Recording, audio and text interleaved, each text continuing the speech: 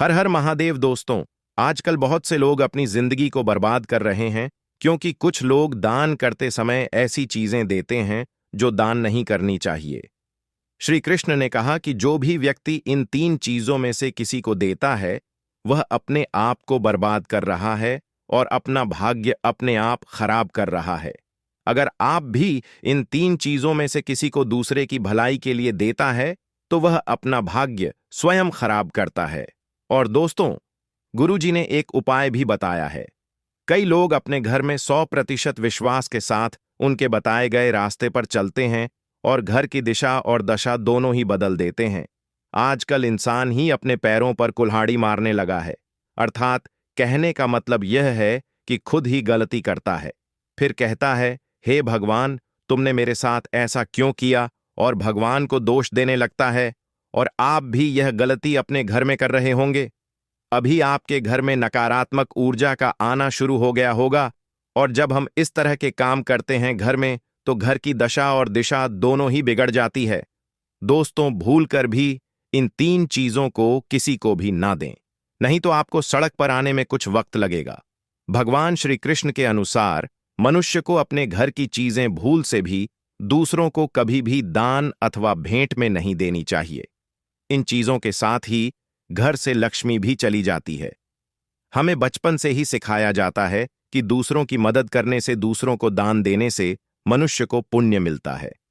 भगवान श्री कृष्ण के अनुसार जो मनुष्य अच्छे कर्म करते हैं उन्हें उसका अच्छा फल नहीं मिलता है, परंतु कुछ चीजें ऐसी होती हैं जो आपको भूल से भी दूसरों को नहीं देनी चाहिए, क्योंकि यह चीजें अगर आप दूसरों को देते हैं तो इन चीजों के साथ आपके घर की सुख समृद्धि भी चली जाती है, क्योंकि इन्हीं चीजों के साथ आपके घर की शांति सुख समृद्धि जुड़ी हुई होती है। अगर यह चीजें आप दूसरों को दे देते हैं तो आपको दरिद्रता का सामना करना पड़ सकता है। कई लोग कहते हैं यह हमारा घर वास्तुशास्त्र के अनुसार चलना चाहिए। अगर जो व्यक्ति वास्तुशास्त्र के अनुसार नहीं चलता है तो उसके घर में बर्बादी के लक्षण दिखने लग जाते हैं। आपको बर्बाद नहीं होना है, आपके घर को उन्नति की ओर ले जाना है। आपके घर में रहने वाले हर सदस्य ठीक रहे। रसोई घर में यह गलती मत करना कभी। और ईश्वर कहते हैं कि जो भी व्यक्ति अच्छे तरीके से पूजा पाठ करता है उसे मैं स्वीकार करता हूं, उसकी हर मनोकामना को पूरा करता हूं। वीडियो में आगे बढ़ने से पहले अभी ही वीडियो को लाइक करें और नीचे कमेंट बॉक्स में लिखें, सच्चे दिल से जय सीताराम, जय बागेश्वर धाम सरकार। दोस्तों, विष्णु पुराण में इन चीजों का उल्लेख किया गया है। इन चीजों का संबंध मां लक्ष्मी से माना जाता है और हम सभी जानते हैं कि मां लक्ष्मी का हमारे जीवन में कितना अधिक महत्व है। जिससे घर पर मां लक्ष्मी की कृपा होती है, वहां पर सदैव धन, वैभव, सुख, शांति का आगमन होता है। अगर महालक्ष्मी किसी कारणवश रुष्ट हो जाती है तो घर से सुख, संपत्ति और वैभव भी नष्ट हो जाता है। इसीलिए आप यह ध्यान में रखें कि अपने घर में मौजूद ऐसी चीजें जिनका संबंध मां लक्ष्मी से है, दूसरों को कभी उधार ना दें। जो भी व्यक्ति आज इन तीन चीजों को अच्छी तरीके से जान लेगा तो वह व्यक्ति किसी को भी नहीं देगा और उसके घर में सुख शांति रहेगी। आज दोस्तों, कुछ भी हो जाए, आप इन तीन चीजों के बारे में जानकर ही जाना है। व्यक्ति चाहता है कि उसके जीवन में सुख शांति बनी रहे और घर पर धन का अभाव ना रहे, लेकिन केवल मेहनत करने से व्यक्ति की यह चाहत पूरी नहीं होती है। कई बार ऐसा होता है, आमदनी अच्छी होने और खूब मेहनत करने पर भी घर पर धन का अभाव बना रहता है कि उसका कारण है जाने अजाने में हुई गलती। शास्त्रों में ऐसी कई नीतियों के बारे में बताया गया है जिसका पालन करने पर जीवन की कई समस्याएं दूर हो जाती हैं। दोस्तों, इन नीतियों का अनुसरण करने पर घर परिवार में सदैव खुशहाली बनी रहती है और मां लक्ष्मी की कृपा से कभी पैसों की कमी नहीं रहती है। गरुड़ पुराण, जो कि हिंदू धर्म का महत्वपूर्ण ग्रंथ माना जाता है, इसमें ऐसी कई बातों का उल्लेख मिलता है जो कि गरीबी और दरिद्रता का कारण बनती है। अगर आप इन कामों को करते हैं तो आज ही से छोड़ दें, वरना कई तरह की परेशानियां झेलनी पड़ सकती हैं। अब यहां पर कुछ दोस्त ऐसे भी होंगे जो हमारी बातों को हल्के में लेंगे क्योंकि उन्हें वास्तुशास्त्र का ज्ञान नहीं है। इस पर एक कहावत भी प्रचलित है कि बंदर क्या जाने अदरक का स्वाद। अर्थ यह है कि कोई भी व्यक्ति वास्तुशास्त्र के बारे में नहीं जानता है तो फिर इन उपायों में या वीडियो देखने पर विश्वास ही नहीं करता है। इसलिए सही सटीक जानकारी के साथ में जानने के लिए इस वीडियो से जुड़ जाइए। दोस्तों, आपके पास अभी जितने भी काम हैं उनको साइड में रख दीजिए। ध्यानपूर्वक जो आपको बताया जा रहा है उसे देखिए और सुनिए। यह सबसे पहली चीज है पत्नी के गहने। दोस्तों, स्त्रियों के आभूषणों को लक्ष्मी का प्रतीक माना जाता है। सुंदर आभूषणों से सुशोभित स्त्री मां लक्ष्मी के प्रतिबिंब की तरह दिखाई देती है।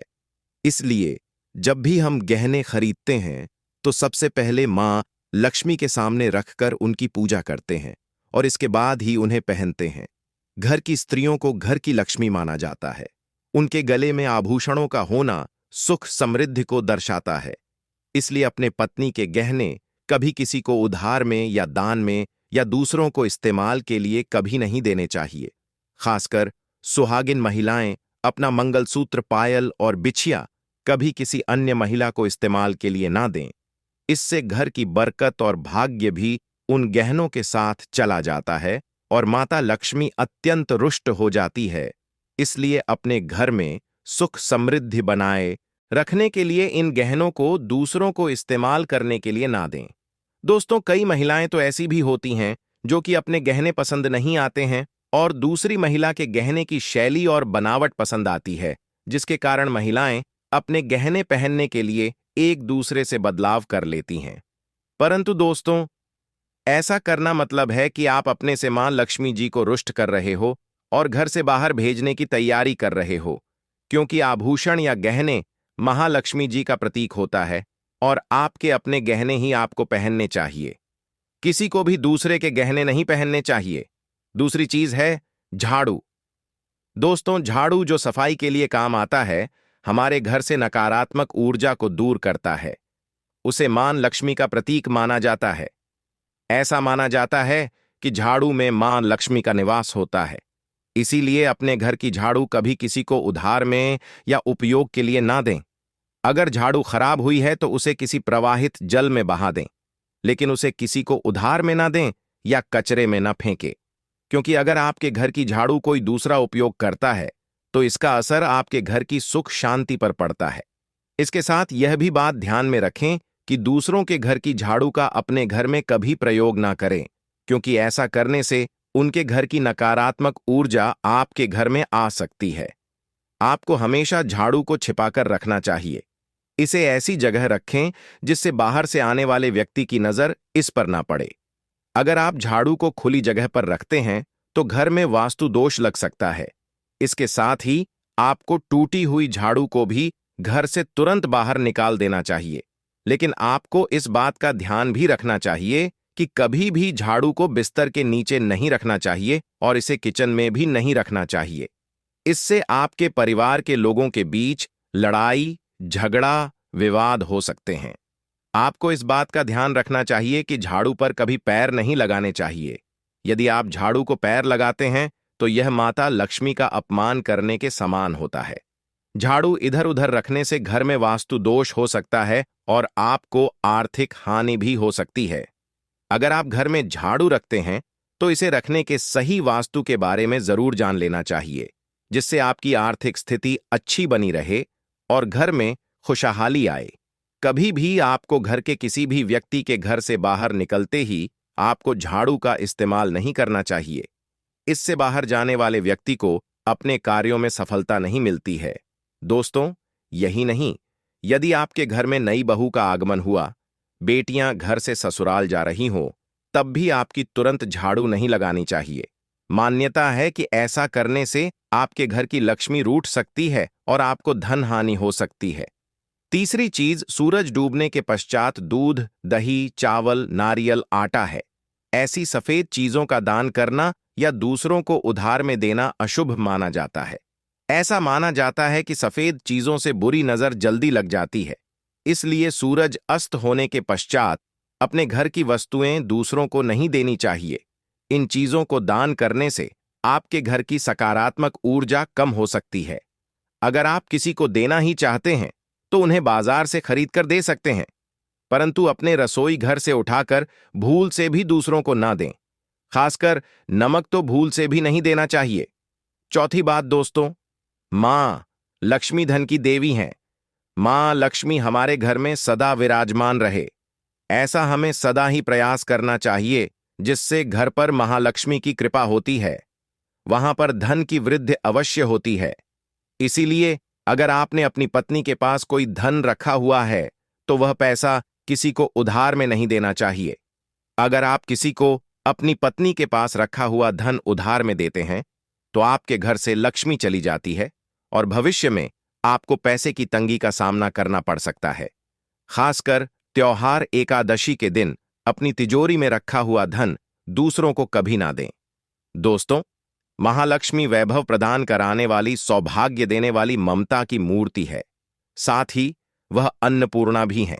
इसलिए हम अन्न ग्रहण करने से पहले मां अन्नपूर्णा को धन्यवाद अवश्य करते हैं। रसोई घर की शुद्धता और संपन्नता उतनी ही आवश्यक है जितनी धन की।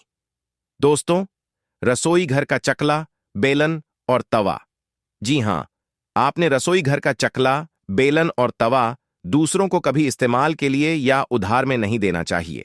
यह चीजें दूसरों को देने से आपका भाग्य भी उनके साथ चला जाता है। मां लक्ष्मी को अत्यंत प्रिय है, इसलिए ऐसा कभी ना करें। अपने घर का चकला, बेलन या तवा दूसरों के उपयोग के लिए कभी ना दें, नहीं तो आपके घर में दुर्भाग्य का वास हो सकता है। दोस्तों, छठव चीज है नुकीली वस्तु, जैसे चाकू, कैंची तथा धारदार चीजें भी कभी दान में नहीं देनी चाहिए। ज्योतिष विद्या में ऐसा करना नुकसानदायक बताया गया है। माना जाता है कि नुकीली वस्तु का दान करने से परिवार की सुख शांति भंग होती है। इसके अलावा घर के सदस्यों के बीच तनाव बढ़ने के साथ और रिश्ते खराब होने की भी आशंका रहती है। कई बार लोग अन्य चीजों के साथ स्टील के बर्तन भी दान में देते हैं, लेकिन ज्योतिष शास्त्र के अनुसार स्टील के बर्तनों का दान करना हमारे घर के लिए अशुभ हो सकता है। धार्मिक मान्यताओं के अनुसार स्टील के बर्तन दान करने से परिवार की सुख शांति भंग होती है और झगड़े आते हैं। इसकी वजह से घर में आर्थिक तंगी बनी रहती है। अब दोस्तों, बात कर लेते हैं कि उपहार और भेंट में कौन सी वस्तुएं कभी नहीं देनी चाहिए। अक्सर लोग जल्दबाजी में अपने पास पेन रखना भूल जाते हैं। जब उन्हें जरूरत पड़ती है तो वे दूसरों से पेन मांगते हैं। कई बार पेन मांगने के बाद लोग उसे वापस करना भूल जाते हैं, मगर वास्तुशास्त्र के मुताबिक यह गलत है। अगर आपने किसी से पेन लिया है या फिर दिया है तो उसे वापस दें और लें। दरअसल शास्त्रों के अनुसार यमलोक में चित्रगुप्त ही सभी के अच्छे बुरे कर्मों का लेखा जोखा रखते हैं। चित्रगुप्त के पास हर मनुष्य के कर्मों से जुड़ी एक किताब होती है और कलम होता है। वह उस किताब पर कलम से व्यक्ति के हर अच्छे बुरे कर्मों का हिसाब रखते हैं। इसलिए कलम को शास्त्रों में बहुत महत्व दिया जाता है। गुरुजी कहते हैं, आपकी कलम आपके अच्छे बुरे कर्मों का हिसाब रखती है। इसे किसी और को भूल से भी दान ना करें, ना ही किसी और की कलम को अपने पास रखें।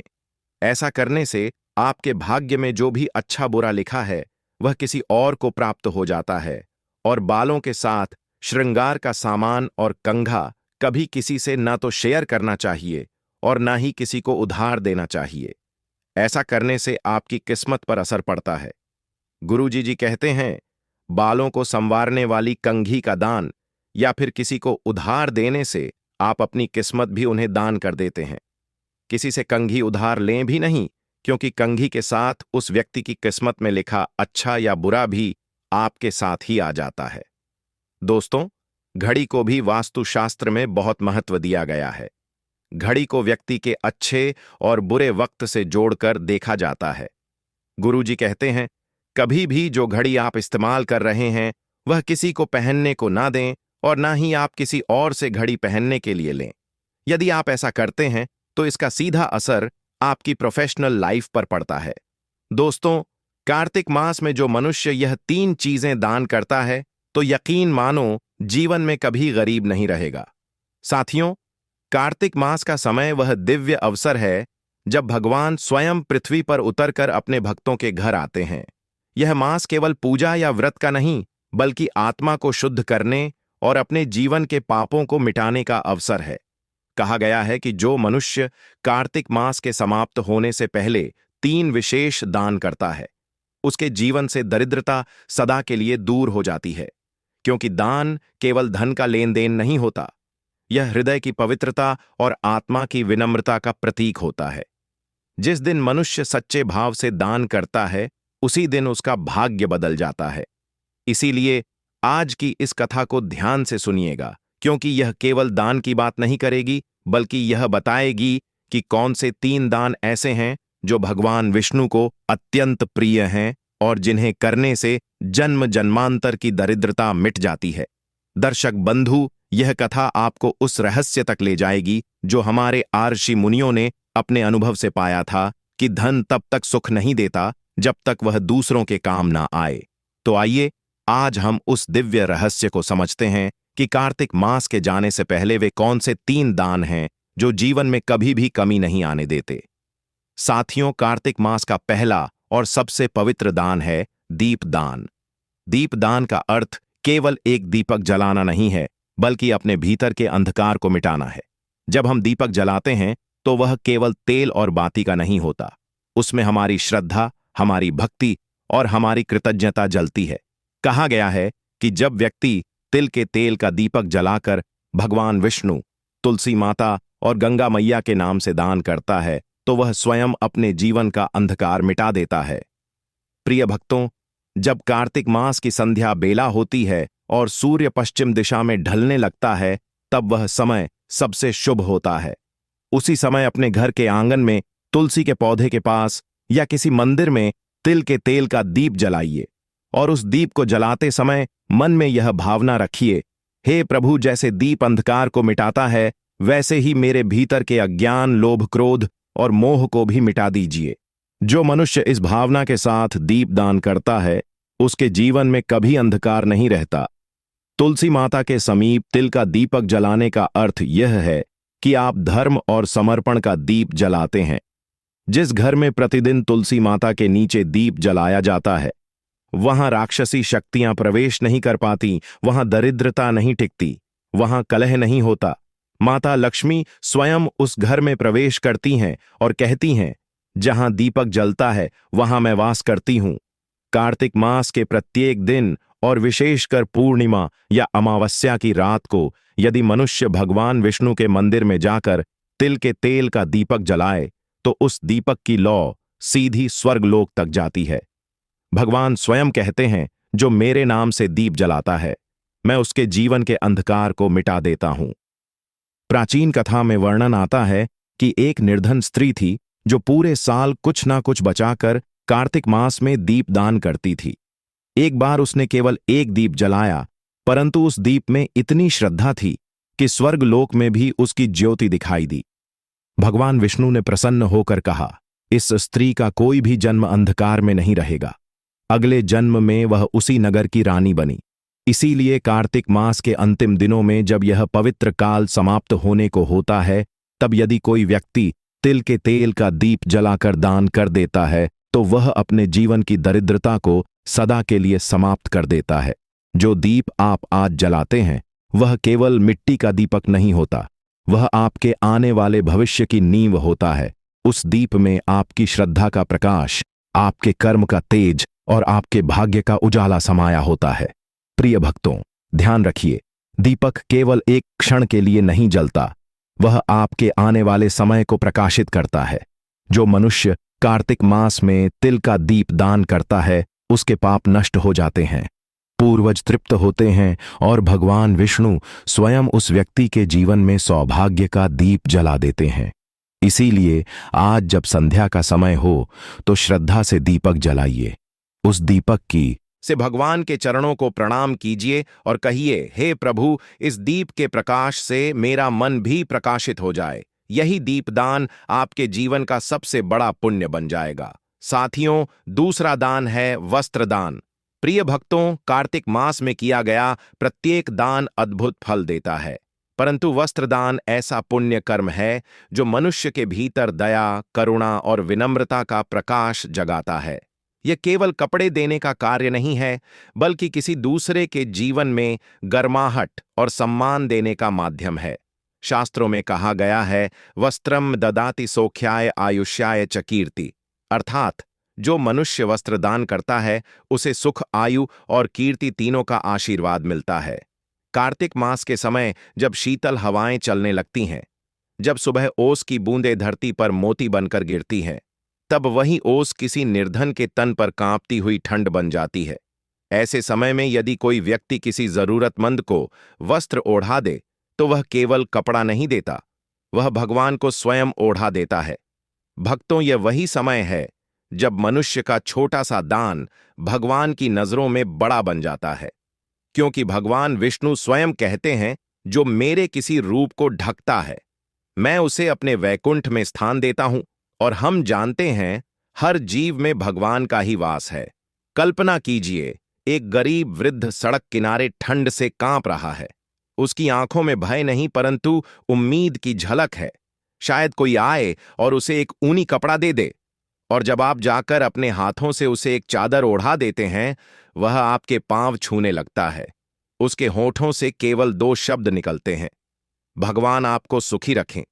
क्या आप जानते हैं, यह आशीर्वाद आपके पूरे जीवन का मार्ग बदल देता है, क्योंकि जो आशीर्वाद एक भूखे या ठंड से कांपते व्यक्ति के मुंह से निकलता है, वह सीधा स्वर्ग तक जाता है और वहां से वापस लक्ष्मी के रूप में लौटता है। पुराणों में कथा आती है, एक बार एक ब्राह्मण परिवार की स्त्री ने कार्तिक मास में अपने पति के लिए बचाई हुई ऊनी चादर एक साधु को दान कर दी। रात में जब वह सोने गई तो उसने स्वप्न में भगवान विष्णु को देखा, जो मुस्कुराकर कह रहे थे, तुमने आज मुझे ओढ़ाया है, इसलिए अब मैं तुम्हारे घर को कभी खाली नहीं रहने दूंगा। अगले ही दिन उस परिवार को नगर के राजा से धन, सम्मान और अन्न प्राप्त हुआ। प्रिय भक्तों, वस्त्रदान केवल वस्त्र का त्याग नहीं है, यह अहंकार का त्याग है। दान वही सच्चा होता है जो बिना दिखावे के किया जाए, जो हृदय की करुणा से निकलकर किसी दूसरे के चेहरे पर मुस्कान बनकर पहुंचे। इसलिए कार्तिक मास के इन अंतिम दिनों में अगर आपके पास एक भी नया कपड़ा, शॉल, धोती या साड़ी है तो उसे किसी गरीब, वृद्ध या भूले भिरे व्यक्ति को दान कर दीजिए, क्योंकि जो तन ढकता है वह मन को ढकने वाले भगवान का प्रिय बन जाता है। माता लक्ष्मी स्वयं ऐसे व्यक्ति के द्वार पर जाकर कहती हैं, जहां करुणा है वहां मैं स्थायी रूप से रहती हूं। इसलिए भक्तों, कार्तिक मास के इस शुभ समय में वस्त्रदान अवश्य करें।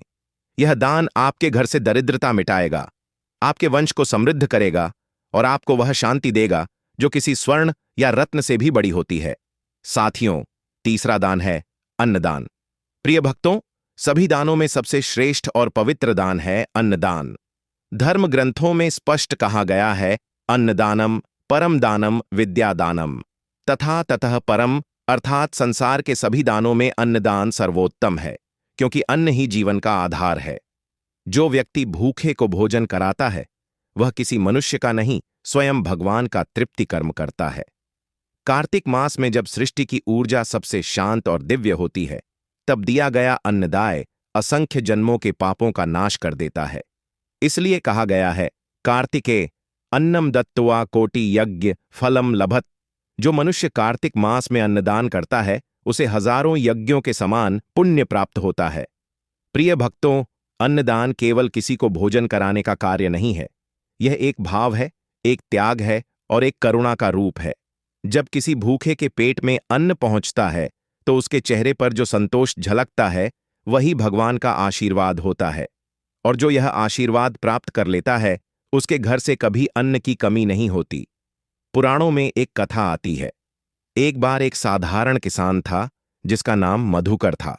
उसका घर बहुत गरीब था परंतु हृदय बहुत उदार। कार्तिक मास की पूर्णिमा के दिन उसके पास केवल एक मुट्ठी चावल बचे थे। उसी समय उसके द्वार पर एक भूखा साधु आया और भोजन मांगा। मधुकर की पत्नी ने कहा, यह तो हमारे बच्चों का आखिरी अन्न है। लेकिन मधुकर बोला, अगर आज किसी भूखे को अन्न नहीं दिया तो यह अन्न भी व्यर्थ है। उसने वह चावल साधु को दे दिए। रात में जब दोनों सोए तो स्वप्न में भगवान विष्णु प्रकट हुए और बोले, मधुकर, आज तुमने जो अन्न दिया वह मुझ तक पहुंचा है। अब तुम्हारे घर में कभी अन्न की कमी नहीं होगी। अगले दिन उसी खेत में स्वर्ण के सिक्के होंगे। तब से कहा गया, अन्नम ब्रह्म स्वरूपम, अर्थात अन्न में स्वयं भगवान का वास होता है। प्रिय भक्तों, यदि कोई व्यक्ति कार्तिक मास में किसी ब्राह्मण, साधु, गायशाला या किसी गरीब परिवार को भोजन दान करता है तो उसके पूर्वज तृप्त होते हैं, उसका घर अन्न से परिपूर्ण रहता है और भगवान विष्णु स्वयं उस ग्रह को आशीर्वाद देते हैं। यह दान इतना पवित्र है कि इसे जीवदान कहा गया है, क्योंकि इससे किसी की प्राण रक्षा होती है। अन्नदान करते समय एक बात सदा ध्यान रखें, दान कभी अपमान के साथ ना हो। दान हमेशा प्रेम, नम्रता और श्रद्धा से हो। जब आप किसी भूखे को भोजन देते हैं तो यह मत सोचिए कि आपने उसकी मदद की, बल्कि यह मानिए कि भगवान ने आपको उसका साधन बनाया।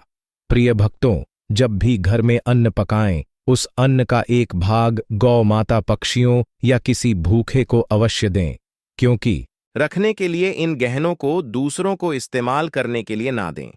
दोस्तों, कई महिलाएं तो ऐसी भी होती हैं जो कि अपने गहने पसंद नहीं आते हैं और दूसरी महिला के गहने की शैली और बनावट पसंद आती है, जिसके कारण महिलाएं अपने गहने पहनने के लिए एक दूसरे से बदलाव कर लेती हैं। परंतु दोस्तों, ऐसा करना मतलब है कि आप अपने से मां लक्ष्मी जी को रुष्ट कर रहे हो और घर से बाहर भेजने की तैयारी कर रहे हो, क्योंकि आभूषण या गहने महालक्ष्मी जी का प्रतीक होता है और आपके अपने गहने ही आपको पहनने चाहिए। किसी को भी दूसरे के गहने नहीं पहनने चाहिए। दूसरी चीज है झाड़ू। दोस्तों, झाड़ू जो सफाई के लिए काम आता है, हमारे घर से नकारात्मक ऊर्जा को दूर करता है। उसे मां लक्ष्मी का प्रतीक माना जाता है। ऐसा माना जाता है कि झाड़ू में मां लक्ष्मी का निवास होता है। इसीलिए अपने घर की झाड़ू कभी किसी को उधार में या उपयोग के लिए ना दें।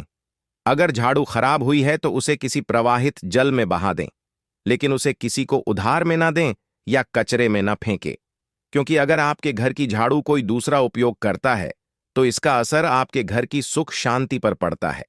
इसके साथ यह भी बात ध्यान में रखें कि दूसरों के घर की झाड़ू का अपने घर में कभी प्रयोग ना करें, क्योंकि ऐसा करने से उनके घर की नकारात्मक ऊर्जा आपके घर में आ सकती है। आपको हमेशा झाड़ू को छिपाकर रखना चाहिए। इसे ऐसी जगह रखें जिससे बाहर से आने वाले व्यक्ति की नजर इस पर ना पड़े। अगर आप झाड़ू को खुली जगह पर रखते हैं तो घर में वास्तु दोष लग सकता है। इसके साथ ही आपको टूटी हुई झाड़ू को भी घर से तुरंत बाहर निकाल देना चाहिए। लेकिन आपको इस बात का ध्यान भी रखना चाहिए कि कभी भी झाड़ू को बिस्तर के नीचे नहीं रखना चाहिए और इसे किचन में भी नहीं रखना चाहिए। इससे आपके परिवार के लोगों के बीच लड़ाई, झगड़ा, विवाद हो सकते हैं। आपको इस बात का ध्यान रखना चाहिए कि झाड़ू पर कभी पैर नहीं लगाने चाहिए। यदि आप झाड़ू को पैर लगाते हैं तो यह माता लक्ष्मी का अपमान करने के समान होता है। झाड़ू इधर उधर रखने से घर में वास्तु दोष हो सकता है और आपको आर्थिक हानि भी हो सकती है। अगर आप घर में झाड़ू रखते हैं तो इसे रखने के सही वास्तु के बारे में जरूर जान लेना चाहिए, जिससे आपकी आर्थिक स्थिति अच्छी बनी रहे और घर में खुशहाली आए। कभी भी आपको घर के किसी भी व्यक्ति के घर से बाहर निकलते ही आपको झाड़ू का इस्तेमाल नहीं करना चाहिए। इससे बाहर जाने वाले व्यक्ति को अपने कार्यों में सफलता नहीं मिलती है। दोस्तों, यही नहीं, यदि आपके घर में नई बहू का आगमन हुआ, बेटियां घर से ससुराल जा रही हों, तब भी आपकी तुरंत झाड़ू नहीं लगानी चाहिए। मान्यता है कि ऐसा करने से आपके घर की लक्ष्मी रूठ सकती है और आपको धन हानि हो सकती है। तीसरी चीज सूरज डूबने के पश्चात दूध, दही, चावल, नारियल, आटा है। ऐसी सफेद चीजों का दान करना या दूसरों को उधार में देना अशुभ माना जाता है। ऐसा माना जाता है कि सफेद चीजों से बुरी नजर जल्दी लग जाती है। इसलिए सूरज अस्त होने के पश्चात अपने घर की वस्तुएं दूसरों को नहीं देनी चाहिए। इन चीजों को दान करने से आपके घर की सकारात्मक ऊर्जा कम हो सकती है। अगर आप किसी को देना ही चाहते हैं तो उन्हें बाजार से खरीद कर दे सकते हैं, परंतु अपने रसोई घर से उठाकर भूल से भी दूसरों को ना दें। खासकर नमक तो भूल से भी नहीं देना चाहिए। चौथी बात दोस्तों, मां लक्ष्मी धन की देवी हैं। मां लक्ष्मी हमारे घर में सदा विराजमान रहे, ऐसा हमें सदा ही प्रयास करना चाहिए, जिससे घर पर महालक्ष्मी की कृपा होती है। वहां पर धन की वृद्धि अवश्य होती है। इसीलिए अगर आपने अपनी पत्नी के पास कोई धन रखा हुआ है तो वह पैसा किसी को उधार में नहीं देना चाहिए। अगर आप किसी को अपनी पत्नी के पास रखा हुआ धन उधार में देते हैं तो आपके घर से लक्ष्मी चली जाती है और भविष्य में आपको पैसे की तंगी का सामना करना पड़ सकता है। खासकर त्योहार एकादशी के दिन अपनी तिजोरी में रखा हुआ धन दूसरों को कभी ना दें।